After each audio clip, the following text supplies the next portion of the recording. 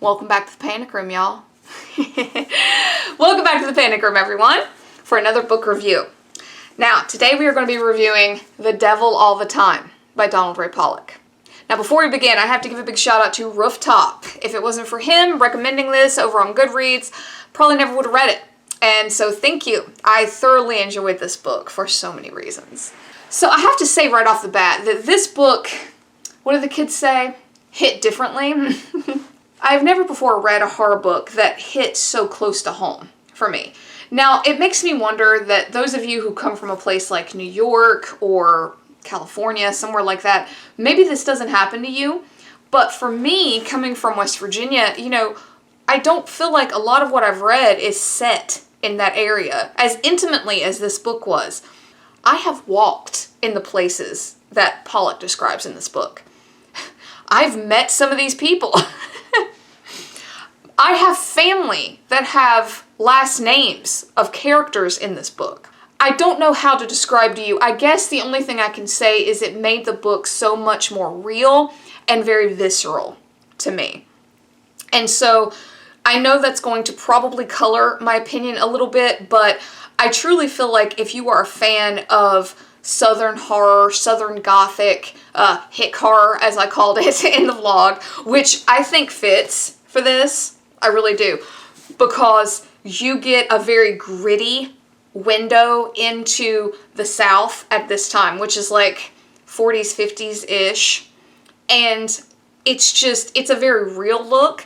And one thing I really liked is that while you get a lot of like crazy, terrible things, you also get some good too. You see a lot of what is good about the South. Let's get into it. So guys, you know that I'm kind of terrible at spoiler-free reviews, so as per usual, I will give you a little bit of an overview, but then we are going to dive into the three main storylines in this book. So the overview is kind of centered around our character of Arvin. The book follows a span of about 15 years of his life.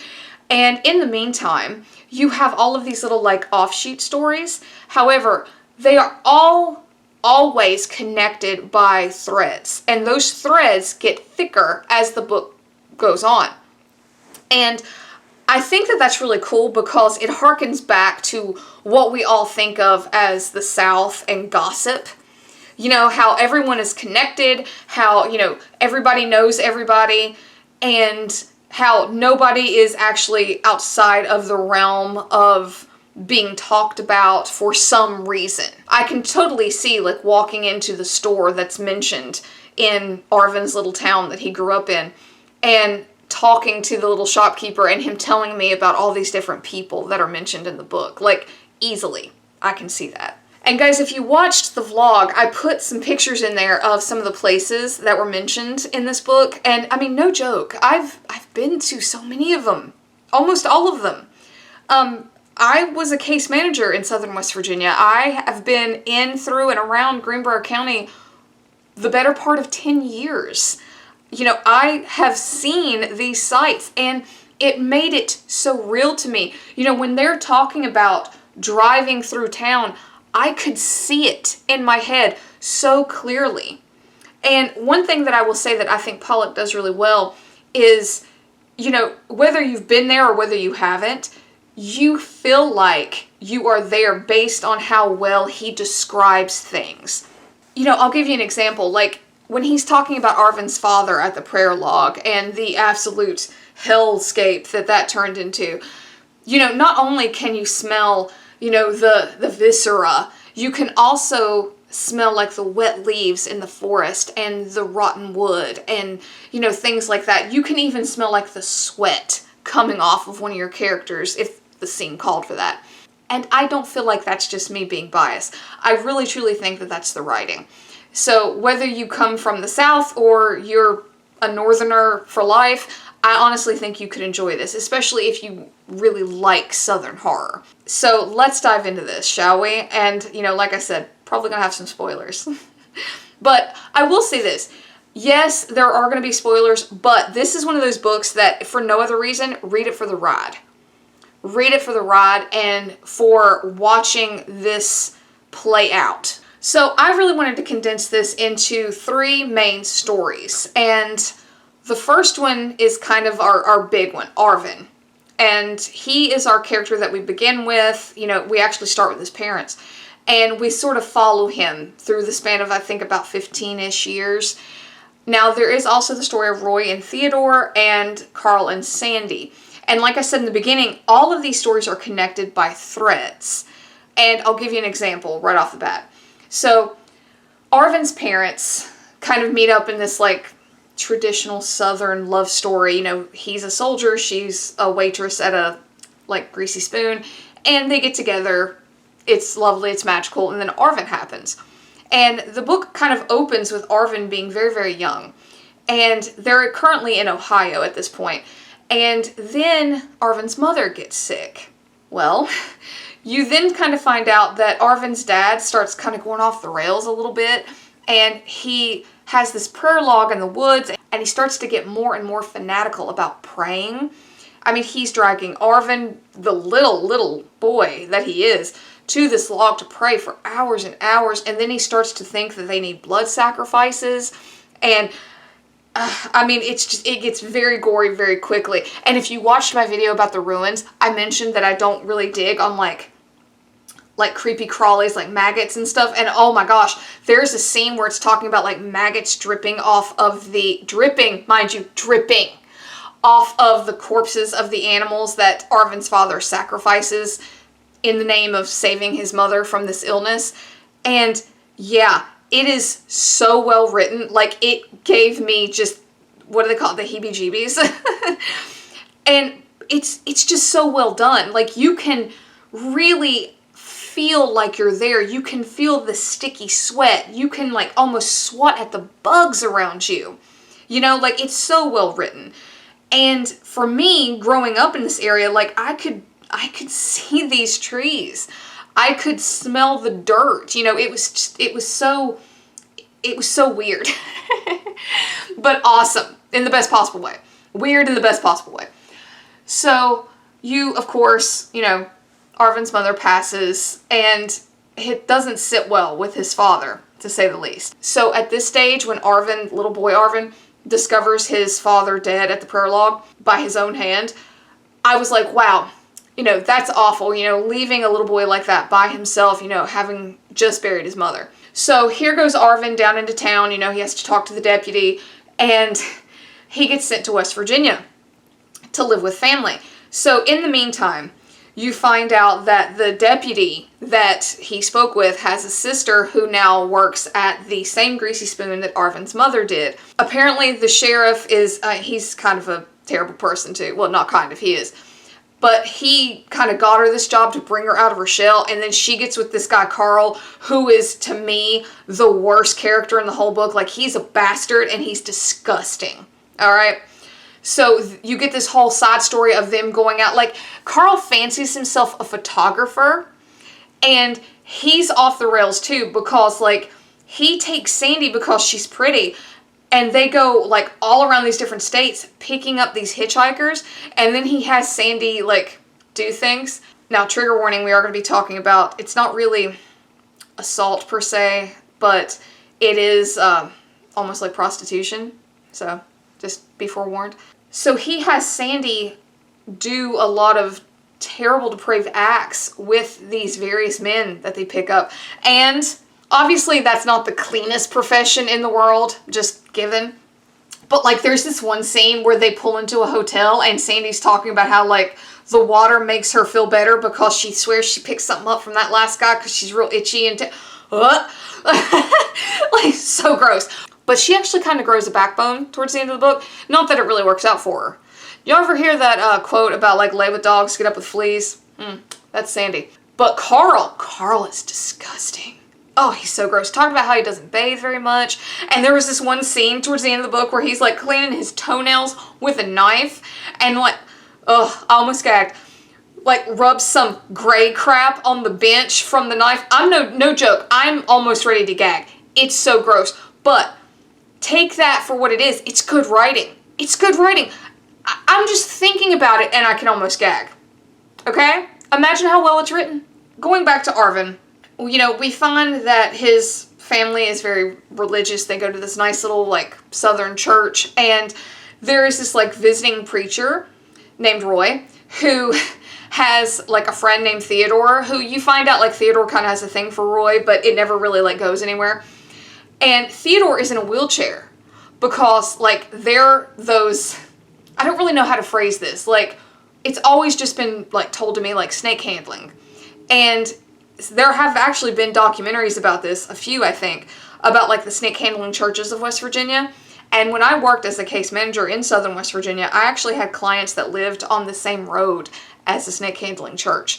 And you find out that Theodore, I think it was cyanide, I'm pretty sure it's cyanide that they drink. And Roy is just as crazy. Like Theodore, doesn't really do much of this anymore. He kind of just plays his guitar and sits there while Roy preaches. But there's this one scene where Roy has this little mason jar full of spiders. I can hardly even get it out. That's how traumatizing it was. Has this mason jar full of spiders, and he's talking about how God takes away your fear and how he used to be terrified of spiders, but he's not anymore because he found the Lord, and just starts like shaking the spiders all over his head. But what's kind of funny though, because the church freaks out. And like people are running, like of course they are. Man, I'd have been, oh God, talk about walking on water. I'd have been like running. But see, he gets his because later on he has like this really funky like spider bite. Like, well, no shit, of course you did. You're dumping spiders on your head. He kind of settles down with this girl who is described as not being the prettiest thing in the world. And they have a daughter named Lenora. Well, then Roy starts getting real nuts, okay? Like he starts to think he can raise people from the dead. So remember when I told you Theodore kind of had a thing for him? He thought he was going to be slick and be like, well, if you can raise the dead, you should, try it on your wife. Like kill her and then bring her back. And so Roy's like, oh yeah, cool, I can do that. Well, spoiler, he can't. And so he gets scared. And so him and Theodore kind of just take off, which leaves the little girl, right? So Arvin's family takes the little girl in, just like they did Arvin, because his parents are dead too. So here we have Arvin and Lenora growing up together. And Lenora is painted as, not the prettiest in the world, kind of like her mom. And she's very religious. So you get to this one point in the book where you have this preacher who comes in to kind of like take the place of the preacher they had. I think it was like his nephew, because their preacher was sick. And his name is Teagarden. And he is a horrible human being too, because you find out that he's preying on younger women, in a sexual nature. But he's a little nuts too, because he seems to think like he can do this Pavlovian shit on them, and it's never really like totally gone into. It just seems like he manipulates them because he goes after Lenora, and it's kind of alluded to the fact that he thinks that she's easy because like he can convince her that, oh well, you let me do stuff with you and you will fill out and the boys will like you more, and you won't be considered this like ugly girl anymore. And because he's a preacher and Lenora is so religious, of course she goes along with it, right? And Arvin doesn't really pay a whole lot of attention to it until Lenora gets in trouble and gets knocked up, and poor thing, she goes to Teagarden, and he really just writes her off because he's a self-centered bastard. He writes her off, he's more concerned about him getting in trouble than anything. And so Lenora takes herself out. She, what do they say? Unalives herself? Yeah? Which pisses Arvin off, because Arvin is now a teenager, like a young man, and he is painted in this light as being your, like, down-home, good Southern boy. Not a whole lot of use for school, but, shoots, hunts, hard worker, things like that. I feel like you don't have to be from the South to know what I'm talking about. But for me, like, I've met Arvins. I've met many Arvins. It's at this point that you find out that while Arvin might not have much to do with schooling, he ain't no fool. Not by a long shot. Because Arvin figures out what Teagarden's doing. But one thing that I love about Arvin is that he's not an idiot. He doesn't run in there like, I'm gonna kill you. No. He waits. He watches this guy for 2 weeks. Okay? And then catches him. And of course the whole time I'm like, yes! Get him, Arvin! Get him! And so he does. Blows him away in his car. And I mean, I'm sorry. He deserved it. He was a bastard. He deserved it. But then Arvin messes up. But I understand. I understood the mess up. I did. Because Arvin hightails it out of town. And he wants to go back to Ohio to kind of like see where he came from, you know, like that whole deal. And so we start to see, you know, his story maybe starting to get to its climactic ending. But I knew as soon as he left, I'm like, you are literally just pointing the finger at yourself by running. Because the town's this big. They're going to know if you leave. And he comes to that realization too. Like I said, our boy's no fool. So in the meantime, you find out that Roy and Theodore, you know, they've been on the road for a number of years. They were part of like a sideshow act at one point. But Theodore is just really, like, he's losing steam fast. Like, his physical body is losing it. And he's starting to lose it up here a little bit too. And he's kind of become like, I don't know, kind of just crotchety. And yeah, I mean, he dies, but it's, I hate to say it, but it's kind of just a blip on the radar. It really is. But for Roy, it was kind of like this big turning point. So he decides he's going to go back and try to find Lenora, which we all know that that's not going to happen. So now Roy's on the road trying to hitchhike it back to West Virginia where Lenora is, or was. Have you connected it? Because now we have Roy on the road hitchhiking. You have Arvin on the run on the road. And you have Carl and Sandy, whose whole, like, shtick with taking pictures is on the road. So now we start to see, and mind you, this is on the last 50 pages that this starts to happen, okay? So you get all this wonderful buildup. And so now we start to see all these characters are now on the road in various locations. And I couldn't help but think, like, ugh, I really hope Arvin, like, gets to Carl.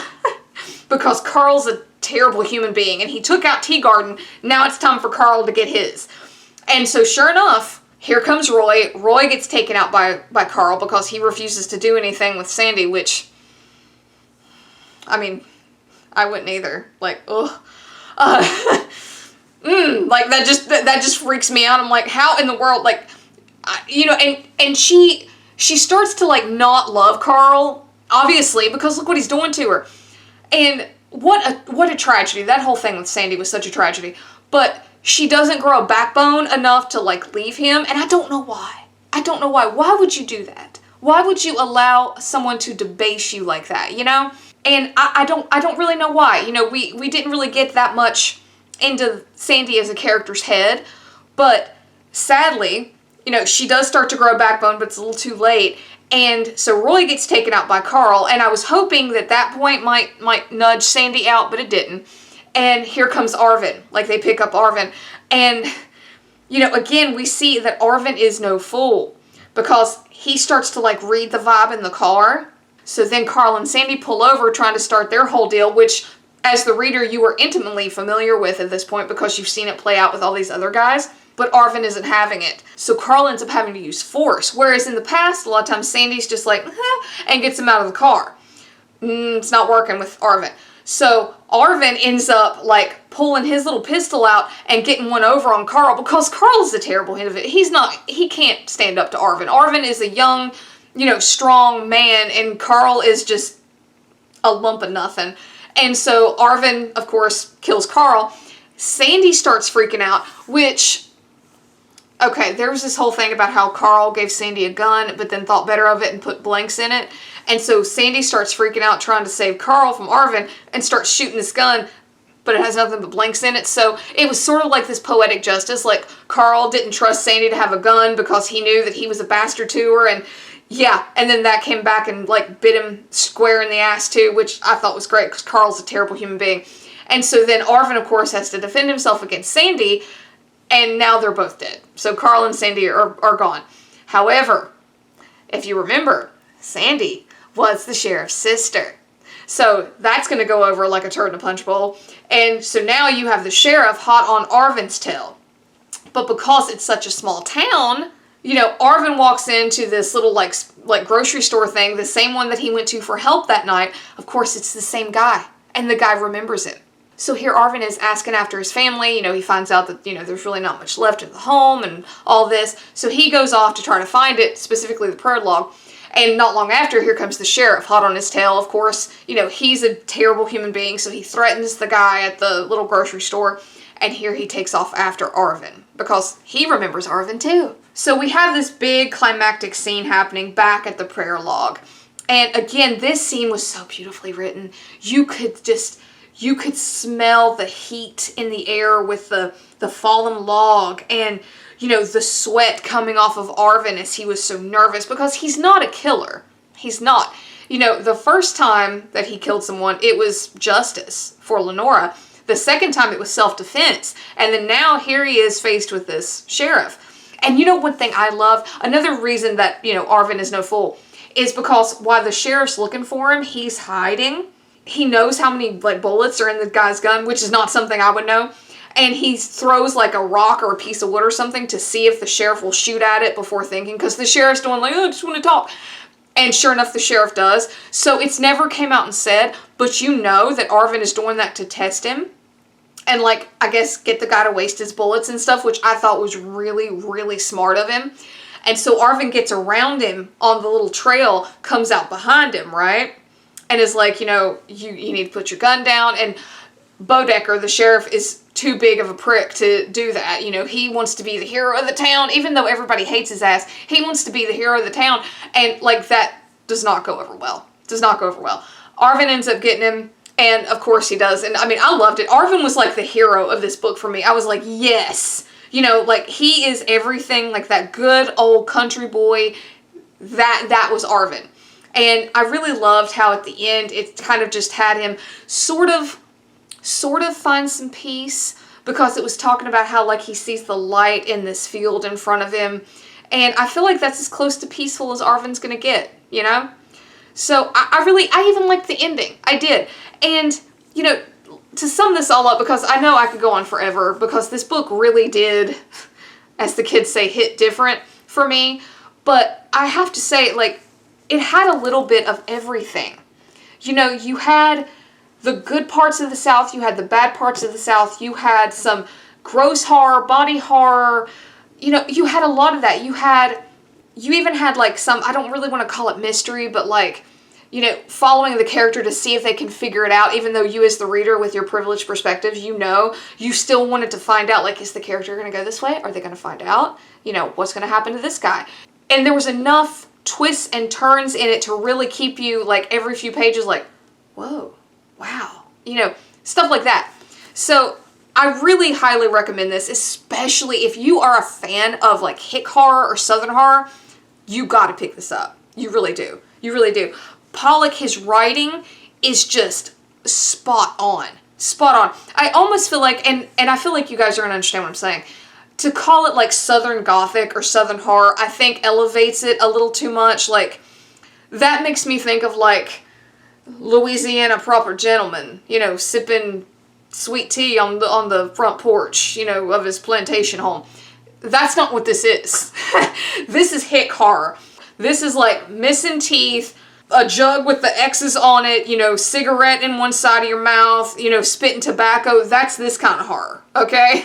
So guys, thank you for coming back for another review here in the Panic Room. You know, I really could not wait to talk about this book. You know, I have never really had a book come at me this way and really hit so close to home, and I love it. I'm very proud of my state. You know, it definitely has its problems, but, you know, I love that this book kind of took me back in a way. You know, I hesitate to say nostalgia. It wasn't really nostalgia, but, you know, it took me home in a lot of ways. So it was awesome. And, you know, like I said, it covered a lot of the different areas of horror that I think we all like. So I feel like there was something in there for everyone if you are a lover of this kind of horror. But guys, please, you know, hit like, hit subscribe. It would really help me out.